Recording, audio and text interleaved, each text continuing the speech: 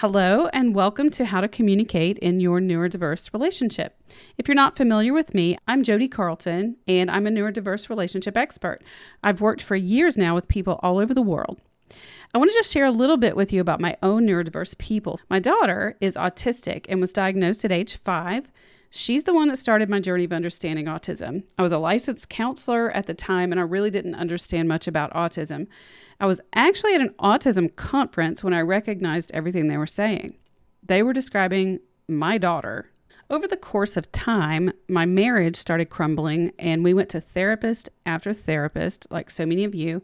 I can't even tell you how many therapists we went to. I think maybe 5 or 6.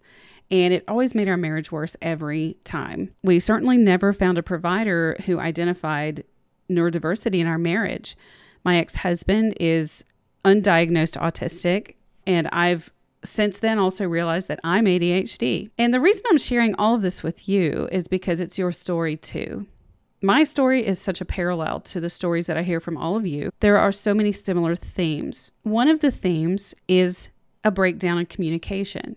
And communication is a bridge that is so important that connects us to each other.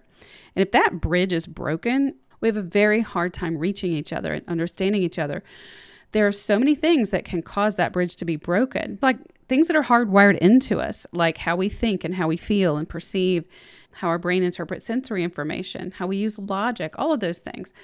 Some of us have had experiences that are not hardwired, like traumatic experiences, but also just our family upbringing, our social environment, the culture and the climate that we live in, our belief systems. There's so many things that can interfere with communication.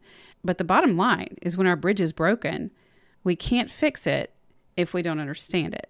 Why are we not connecting? Why can't we reach each other? We all have patterns, and we tend to fall back into what we know, what's comfortable. It's important that you be curious, have a desire to learn. The people who have experienced the most transformation in their relationships have come with a level of curiosity about themselves and their partner. If you're just here to learn about your partner so that you can figure out how your partner needs to change, that's not very useful because both of you are in this relationship. A relationship is about two people, and you're going to learn the dynamics between two people in a neurodiverse relationship, not just how neurodiversity affects a relationship, but what each of you is bringing to it. So it's important that you bring that curiosity about yourself and about your partner, and to be open to actually healing. This is a hard one for a lot of people because there's been a lot of hurt, and I get that.